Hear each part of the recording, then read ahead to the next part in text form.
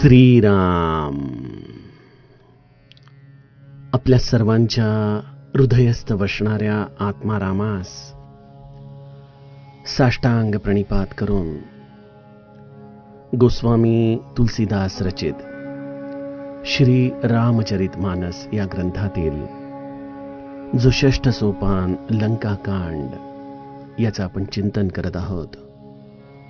सज्जनहो, हे आपलाच कथा चिंतन क्रमांक 988. आपण गेल्या चिंतन प्रवाहामध्ये प्रभू रामचंद्र या सुबेल पर्वतावरती कशा पद्धतीने आले आणि तिथं घडलेली प्रभू रामचंद्रांची ही एक विलक्षण मानस पूजा आपण गेल्या दोह्यामध्ये अभ्यासली. प्रभू रामचंद्रांचा दास लक्ष्मण प्रभू रामचंद्रांची उत्तम शय्या या सुबेल पर्वताच्या समतल भूमीवरती करतोय. त्यासाठी अत्यंत सुंदर पुष्प पर्ण आणि त्यावरती कोमल असं मृगाजीन अंथरून प्रभू रामचंद्र त्यावरती पहुडलेले आहेत. प्रभू रामचंद्रांचं मस्तक सुग्रीवाच्या मांडीवरती आहे. प्रभू रामचंद्रांच्या कानाशी बिभीषण काही सल्ला मसलत करतोय. युद्धनीती तो प्रभू रामचंद्रांशी निवेदित करतोय. प्रभू रामचंद्रांच्या चरणांची सेवा बडभागी अंगद हनुमाना चरण कमल चापत विधी नाना. अशा पद्धतीने अंगदाचं हे महद भाग्य गोस्वामीजींनी आम्हाला सांगितलं. प्रभू रामचंद्रांची चरणांची सेवा अंगद आणि हनुमंत करतायत आणि माग लक्ष्मण विरासनामध्ये सुशोभित होऊन प्रभू रामचंद्रांच्या सेवेमध्ये जे त्याचं नित्यकर्म होतं त्या पद्धतीने त्यांच्या सेवेमध्ये एका दंडकाप्रमाणे उभा आहे. अशा रीतीने कृपा रूप आणि गुणांचे धाम असलेले प्रभू रामचंद्र या सुबेल पर्वतावरती आपल्या सर्व सख्यांच्या समवेत अत्यंत आनंदामध्ये आहेत. गोस्वामीजी म्हणतात की धन्य ते नर एही ध्यान जे रहत सदा लयलीन. अशा या मानस पूजेमध्ये ज्या जीवांचं ध्यान अखंडपणे राहतं त्यांना विलक्षण समाधान या प्रसंग दर्शनातून होत असतं. त्याच वेळेला प्रभू रामचंद्रांचं लक्ष पूर्वेला उगवत असलेल्या चंद्रमाकडे जातं आणि मग ते आपल्या सर्व सख्यांशी या चंद्रमाच्या आधाराने जो संवाद करतात सज्जनो, त्याचं गायन गोस्वामीजी आम्हाला आजच्या चौपायांमधून सांगत आहेत. पूरब दिसी गिरी गुहा निवासी परम प्रताप तेज बलरासी मत्तनागतम कुंभ बिदारी ससिकेसरी गगन बनचारी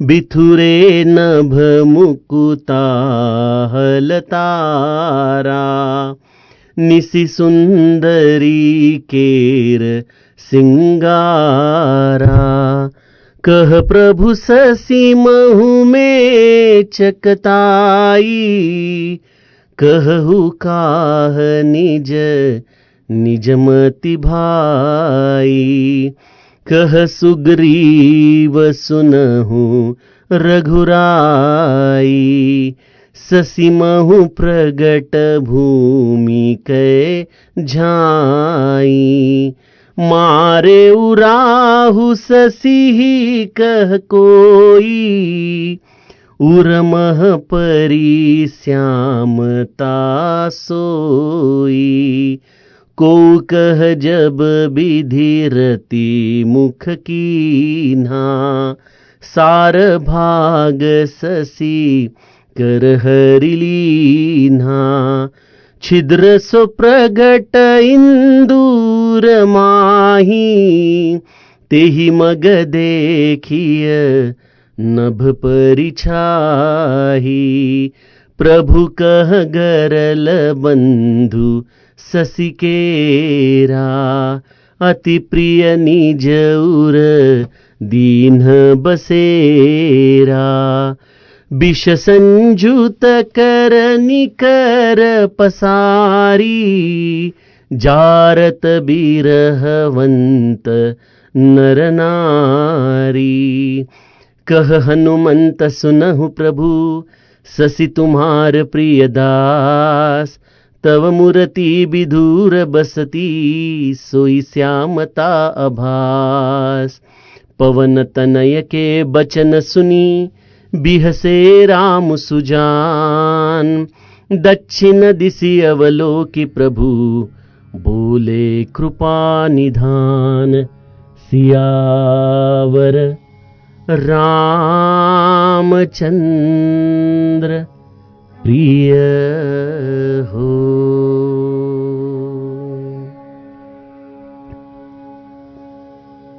सज्जनो, प्रभू रामचंद्र हे कसे अष्टावधानी आहेत याचं सुंदर दर्शन आपल्याला या चौपाईच्या पूर्वप्रसंगामध्ये दिसतं.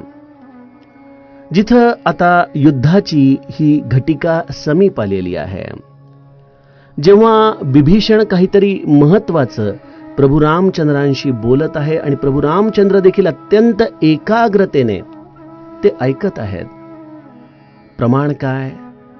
तर प्रभू रामचंद्रांच्या हातामधला बाण फिरवत फिरवत सुग्रीवाच्या मांडीवरती पहुडलेले प्रभू रामचंद्र विभीषणाच्या प्रत्येक सल्ल्याला अत्यंत लक्षपूर्वक ऐकत आहेत. आणि त्याच वेळेला प्रभू रामचंद्रांची दृष्टी पूर्वेला उदय पावत असलेल्या चंद्रमाच्या दिशेने देखील जातीये. चंद्रमा उदित होत असलेला पाहत प्रभू रामचंद्र आपल्या या अष्टावधानी असलेल्या अवस्थेचा सगळ्यांना जणू काही प्रचितीचा भाग दाखवतायत. प्रभू रामचंद्र अत्यंत सहजतेने या युद्धाची वार्ता, या सर्व आलेल्या सल्ला मसलतीचं सार या सगळ्यांना क्षणभर बाजूला ठेवून आपल्या सख्यांना म्हणतायत, कहत सबही देखहु ससीही, मृगपती सरिस असंक. अरे, चंद्रमाकडे तर पहा, कसा सिंहाप्रमाणे तो निर्भयतेने उदय पावत आहे. पूर्व दिशेकडं हा पर्वताच्या गुहेमध्ये राहणारा चंद्रमा, अत्यंत प्रतापी, ज्याच्यामध्ये विलक्षण सामर्थ्य आहे असा बळाचा राशी असलेला हा चंद्रमा एखाद्या सिंहाप्रमाणे या रात्ररूपी असलेल्या वनामध्ये निर्भयपणे विहार करतोय. त्याला कोणाची भीती नाही. जणू काही या अंधकार रूपी उन्मत्त झालेल्या हत्तीच्या मस्तकाला हा चंद्रमा विदीर्ण करत चाललेला आहे. सर्वत्र अंधकार भरलेला आहे आणि त्यामध्ये या पूर्वेला हा उगवलेला अत्यंत तेजस्वी असा चंद्रमा या अंधकाराला छेदत छेदत पुढे जात असताना प्रभू रामचंद्रांना जणू काही एखादा उन्मत्त हत्तीच्या मस्तकाला विदीर्ण करत चाललेल्या सिंहाप्रमाणे या चंद्राचं स्वरूप दिसत आहे. प्रभू रामचंद्र आपल्या सख्यांना म्हणतात, बिथुरे नभ मुकुता हल तारा, निसी सुंदरी केर सिंगारा. या चंद्रमाचं हे विचरण आणि त्याच वेळेला आकाशामध्ये अनेक संख्येने पसरलेले हे अनंत विखुरलेले तारे प्रभू रामचंद्रांच्या दृष्टीमधून जणू काही एखाद्या मोत्याप्रमाणे विखुरलेले त्यांना दिसत आहेत. गोस्वामीजींची ही अत्यंत सुंदर काव्य रचना या दोह्यामधून लिहून टाकते की निसी सुंदरी केर सिंगारा. जणू काही या रात्रीला एका सुंदर स्त्रीचा शृंगार या रूपाने प्रभू रामचंद्र आपल्या समोर ठेवतायत.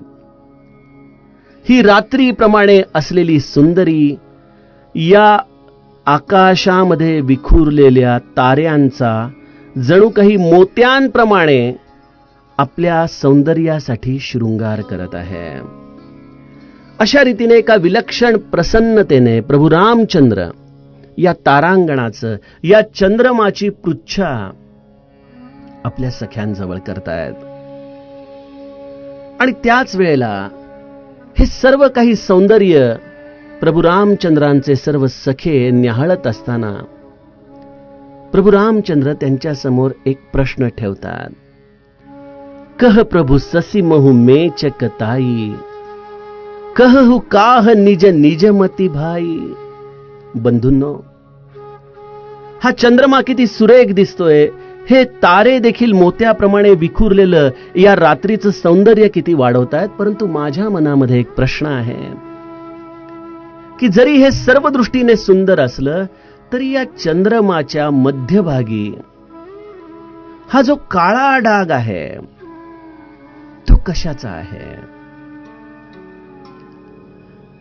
प्रभु रामचंद्र आपल्या सख्यांना हा प्रश्न विचारतायत. सज्जनो, हे प्रभु रामचंद्रांच्या प्रश्नाचं स्वरूप हे अनेकदा त्यांचंच भक्त असलेल्या सर्व संत महात्म्यांनी देखील आपापल्या जीवन लीला नाट्यामध्ये त्यांच्या भक्तांना अशाच पद्धतीने विचारलं आहे. श्री महाराज देखील आपल्या सर्व सद्भक्तांची अशी सहजपणे एखाद्या प्रश्नाच्या आधाराने पृच्छा करायचे.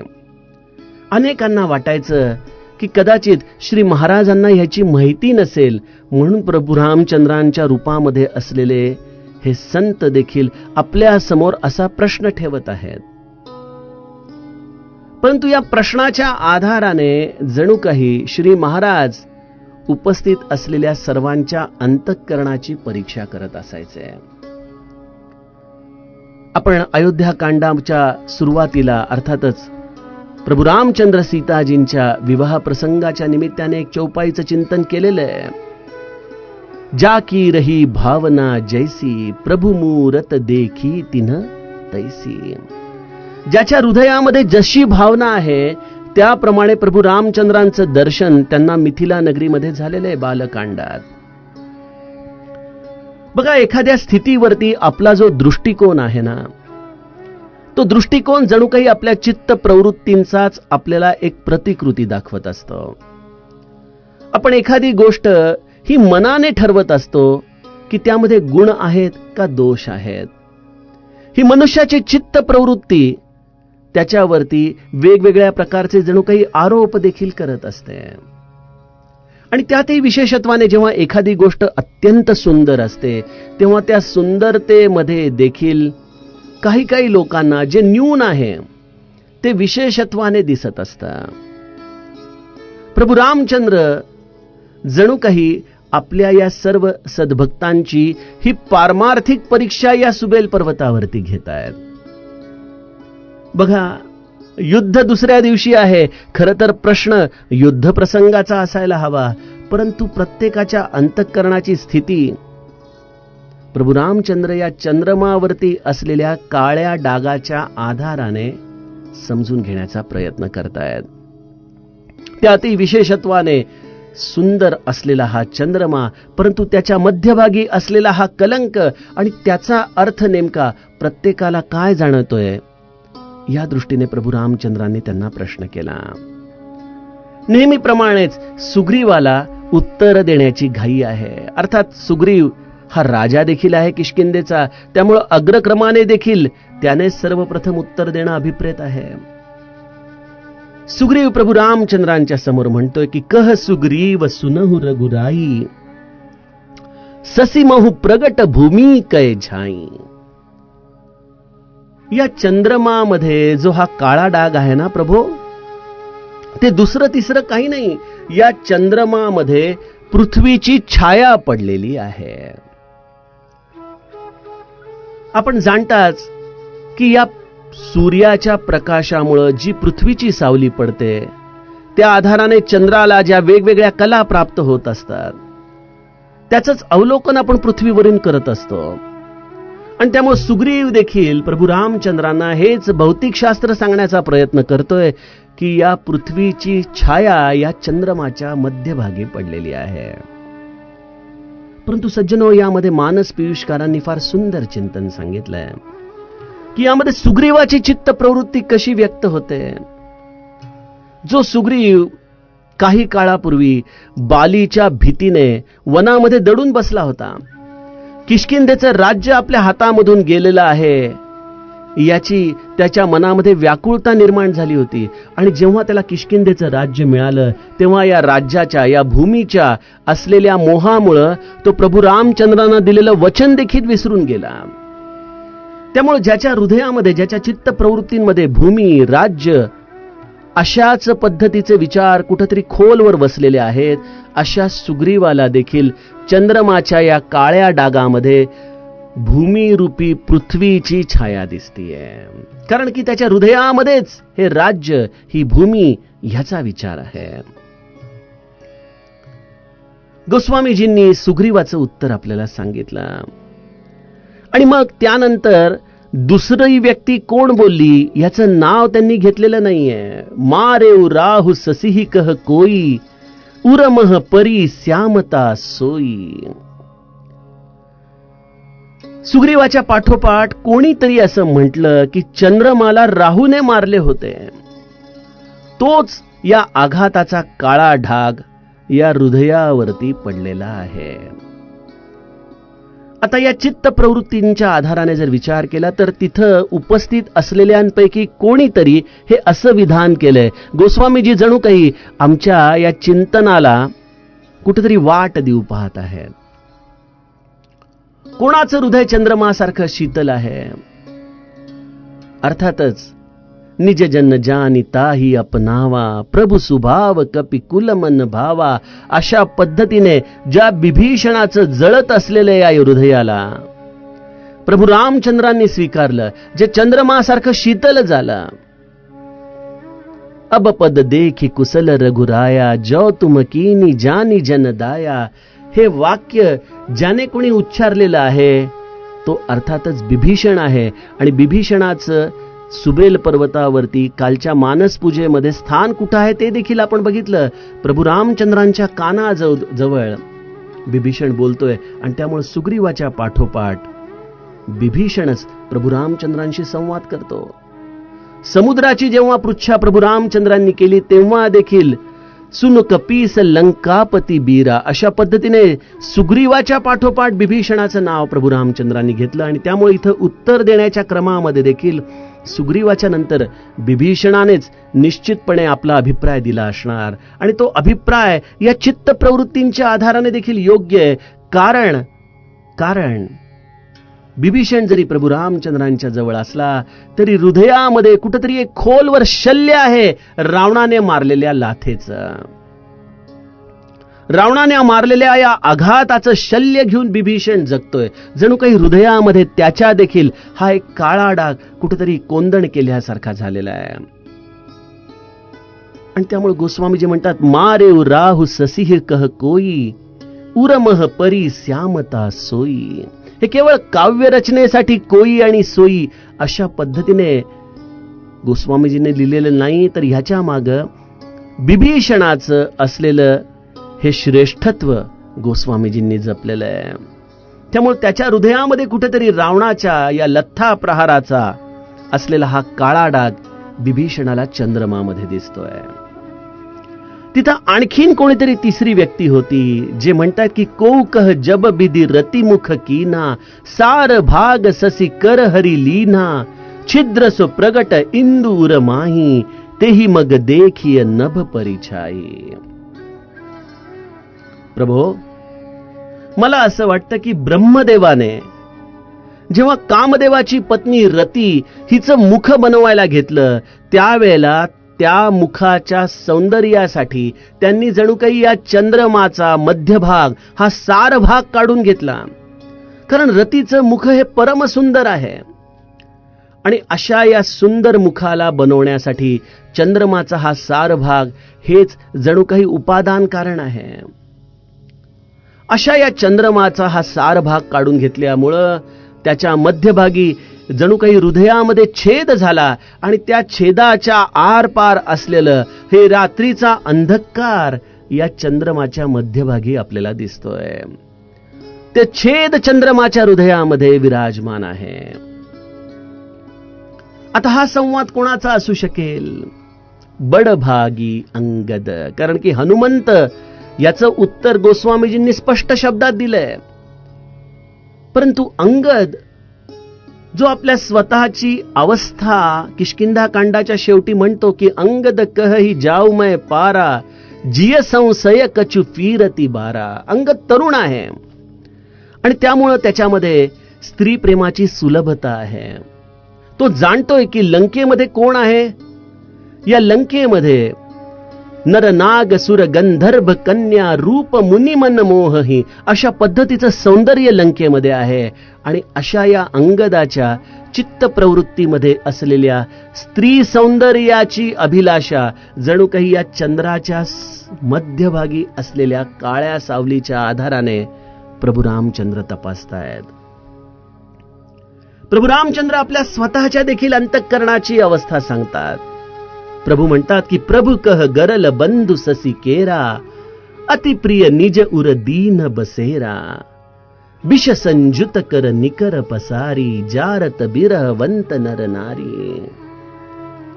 ही भगवंताची मनुष्य लीला आहे आणि त्यामुळे मनुष्य रूपामध्ये आपल्या अंतःकरणात असलेल्या या चित्तवृत्ती आणि त्यातही जेव्हा आपल्या सख्याच्या मांडीवरती प्रभू रामचंद्र पहुडलेत त्यावेळेला आपल्या अंतःकरणातली भावना जशीच्या तशी भगवंत व्यक्त करतोय. बघा, मानवाला देखील आपल्या या हृदयाच्या भावना कशा पद्धतीने मुक्तपणे व्यक्त कराव्या हे मर्यादा पुरुषोत्तमाचं चरित्र आम्हाला शिकवतं. प्रभू रामचंद्र म्हणतात की हे विष, हे चंद्रमाला अत्यंत प्रिय आहे आणि अशा या विषाच्या आधाराने हा चंद्रमाचा अत्यंत प्रिय बंधू आणि या विषाला जणू काही चंद्रमाच्या हृदयामध्ये स्थान मिळालेलं आहे. आणि या विषाचा जणू काही अंमल या आपल्याला चराचरामध्ये दिसतो की जेव्हा हा उमललेला चंद्रमा आपल्या किरण समूहांना पसरतो तेव्हा जणू काही या विषाचीच धुंदी या समस्त चराचरावरती होते. आणि जे स्त्री पुरुष या विरह अग्नीमध्ये जळत आहेत अशा प्रत्येकाला हा चंद्रमा आपल्या या केंद्रस्थानी असलेल्या विषाच्या आधाराने तडपवत असतो, जाळत असतो. जणू काही प्रभू रामचंद्र सीताजींच्या या विरहामध्ये आपल्या मनाची कशी अवस्था आहे हेच जणू काही आपल्या सर्व सख्यांना सांगतायत की माझी सीता आता इथून काहीच अंतरावरती आहे लंकेमध्ये, तरी देखील ती इतक्या माझ्या जवळ असूनही मी तिच्यापर्यंत पोहोचू शकत नाही. न जाणे अजूनही किती काळ लागेल मला सीतेपर्यंत जायला. आणि त्यामुळे चंद्रमाच्या या मध्यभागी असलेल्या काळ्या डागाच्या आधाराने प्रभू रामचंद्र या चंद्रमाच्या अंतरंगामध्ये दडलेल्या या विरह अग्नीचं दर्शन आम्हाला घडवतात. आणि मग शेवटी टप्पा येतो हनुमंताचा. सगळ्यांची उत्तरं देऊन झालेली आहेत. सगळ्यांचं लक्ष आहे की बुद्धिमताम वरिष्ठम असलेला हनुमंत आता काय उत्तर देतोय. प्रभू रामचंद्र देखील हनुमंताकडे अत्यंत चौकस बुद्धीने पाहतायत, कारण की या प्रश्नामध्ये असलेली क्रिकेटच्या भाषेमधली गुगली ही बऱ्याच जणांना कळाली नाही. कारण की प्रत्येक जण चंद्रमाच्या आधाराने जे वर्णन करतोय त्यामध्ये चंद्रमा नाही तर प्रभू रामचंद्र त्यांच्या असलेल्या चित्त प्रवृत्तींचा अभ्यास करतायत. सुग्रीवाला भूमीची अपेक्षा आहे, बिभीषणाला रावणाची बसलेली लाथ याचं शल्य आहे, अंगदाच्या अंतःकरणामध्ये कुठेतरी स्त्री सुखाची अभिलाषा आहे. तर प्रभू रामचंद्र देखील या मनुष्य रूपामध्ये आपल्या पत्नीच्या असलेल्या या विरहाची कबुली जणू काही या चंद्रमाच्या असलेल्या विषरूपी विरहाग्नीमधून सांगत आहेत. मग आता हनुमंताची चित्त प्रवृत्ती काय आहे, काय दिसतंय हनुमंताला. आणि हनुमंत अत्यंत विनयाने प्रभू रामचंद्रांना म्हणतो, कह हनुमंत सुनहु प्रभु ससी तुम्हार प्रिय दास. प्रभो, अहो चंद्रमाला काय दोष द्यायचा आपण, तो तर तुमचा अत्यंत प्रियतम असा दास आहे. तो तुम्हाला काय विरह अग्नी देणार बरं. तो तर आपली सेवा करू इच्छित आहे आपल्या या शीतल किरणांच्या आधाराने. तो आपला इतका प्रियतम दास आहे की त्याने तुमच्या या सुंदर श्याम मूर्तीला आपल्या हृदयामध्ये धारण केलं आणि त्यामुळं चंद्रमाच्या केंद्रबिंदूमध्ये तुमची ही श्यामल मूर्ती जी चंद्रमाने धारण केलेली आहे, त्यामुळे या चंद्रमाच्या केंद्रबिंदूमध्ये आपल्याला हा असा काळ्या रंगाचा असलेला एक भाग दिसत आहे. तीच या शामतेची झलक या चंद्रमामध्ये दिसत आहे. सज्जनो, जे आपल्या अंतरंगामध्ये आहे तेच आपल्या मुखामधून बाहेर येतं, त्याच आपल्या चित्त प्रवृत्तींचं दर्शन आपल्याला घडू शकतं. आणि प्रभू रामचंद्र जणू काही आपल्या या सर्व सख्यांच्या अंतरंगामध्ये काय आहेत याचा हा बोध या प्रत्येकाच्या उत्तरामधून घेतायत. आणि ज्या क्षणी त्यांनी हनुमंताचं उत्तर ऐकलं, त्या क्षणी पवन तनय के बचन सुनी बिहसे राम सुजान. पवन पुत्र हनुमंताचं वचन ऐकून सुजाण प्रभू रामचंद्र हसलेले आहेत. बघा, इथं शब्द देखील गोस्वामीजींनी वापरलाय, सुजाण, ज्याला या सगळ्यांच्या चित्त प्रवृत्तीची जाण आहे, जे सर्व काही अंतर्यामी असल्यामुळे जाणतायत, परंतु शब्दाच्या आधाराने जणू काही ज्याला आपण अफर्मेशन म्हणतो त्या पद्धतीने प्रत्येकाच्या चित्त प्रवृत्तींना त्यांच्याच मुखातून प्रभू रामचंद्रांनी बोलवून घेतलेलं आहे. सज्जनो, ही भक्तीची खरी अवस्था आहे की जिथं पाहावं तिथं आपल्या प्रभू रामचंद्रांच्या शिवाय दुसरं काही नाहीच. एखाद्या असलेल्या व्यक्तीच्या सौंदर्यामध्ये असणारा दोष देखील जेव्हा आपण भगवत दृष्टीने पाहू लागतो तेव्हा तो दोष राहत नाही, तर ते दोष देखील परम सौंदर्याचं एक दृष्टिकोन आपल्याला प्राप्त करून देतो. समर्थांच्या भाषेत सांगायला जावं तर ध्यान करू जाता भान हरपले सगुण जाहले गुणातीत.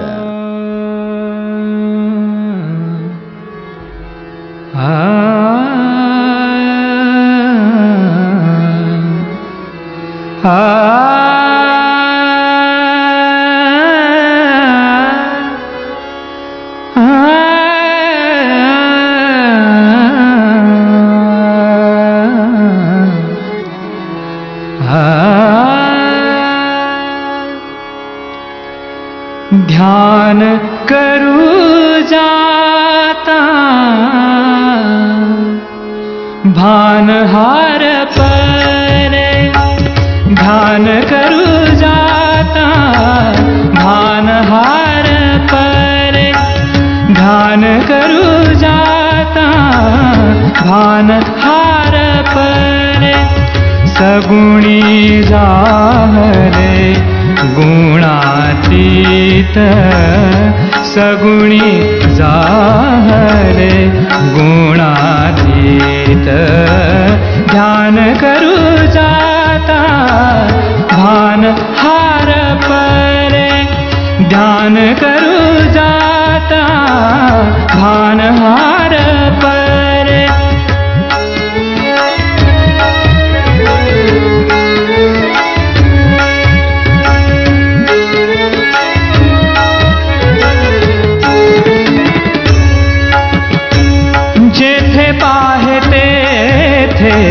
राघवाचे ठाण, जेथे पाहे तेथे राघवाचे ठाण, जेथे पाहे तेथे राघवाचे ठाण, जेथे पाहे तेथे राघवाचे ठाण, जेथे पाहे तेथे राघवाचे ठाण. करी चाप बाण शोभत से, करी चाप बाण शोभत से, शोभत से. ध्यान करू जाता भान हार परे, ध्यान करू जाता भान हार परे.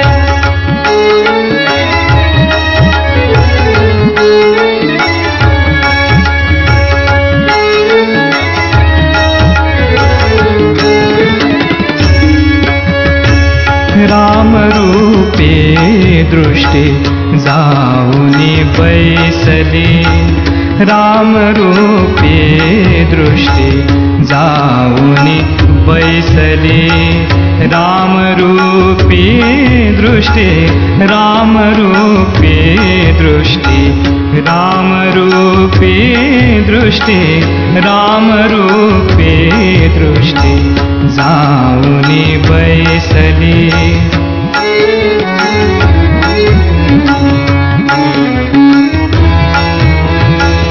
रामरूपी दृष्टि रामरूपी दृष्टि रामरूपी दृष्टि रामरूपी दृष्टि रामरूपी दृष्टि रामरूपी दृष्टि जाऊनी बैसली सुखे सुखावली सुखे सुखावली न्याहाळीता सुखे सुखावली न्याहाळीता न्याहाळीता ध्यान करू जाता भानहार परे ध्यान करू जाता भानहार परे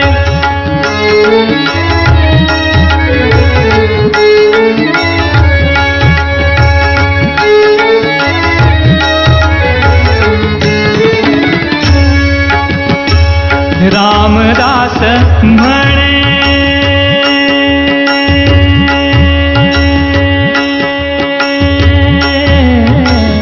रामदास म्हणे लाचावले म्हण रामदास म्हणे लाचावले म्हण रामदास म्हणे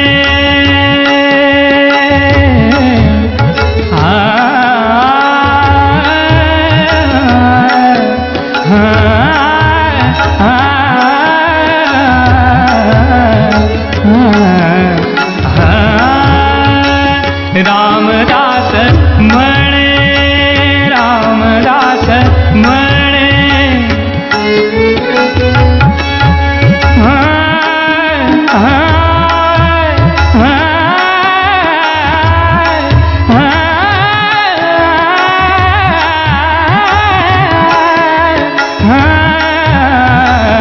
रामदास म्हणे रामदास म्हणे रामदास म्हणे लाचावले म्हण जेथे तेथे ध्यान दिसतसे जेथे तेथे ध्यान दिसतसे जेथे तेथे ध्यान दिसतसे ध्यान दिसतसे दिसतसे ध्यान करू जाता भानहार परे ध्यान करू जाता भानहार परे सगुणी जाहरे गुणातीत सगुणी जाहरे गुणातीत ध्यान करू जाता भानहार परे भानहार परे भानहार परे श्री राम श्री राम श्री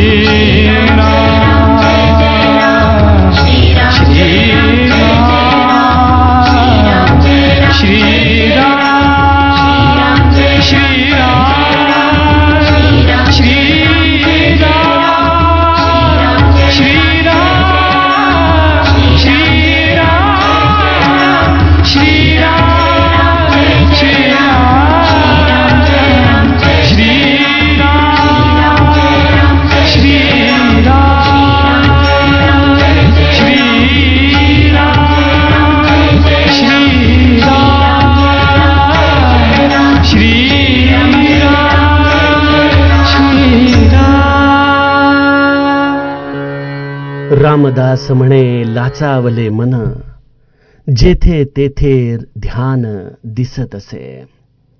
हनुमंताच्या रोमारोमामध्ये प्रभू रामचंद्र भरलेले आहेत आणि त्यामुळे त्यांच्या दृष्टीच्या प्रत्येक अणुरेणूमध्ये जणू काही या चराचरातला रामच दिसतोय. या चंद्रमाची श्यामलतामध्ये देखील त्यांना प्रभू रामचंद्रांचंच हे विलक्षण रूप दिसू लागलेलं आहे. सज्जनहो, अशा या हनुमंताच्या या चित्तवृत्तींना आपण वंदन करत पुढील कथाभागामध्ये यातील पुढील कथेचं चिंतन बघूया. जानकी जीवन स्मरण जय जय राम.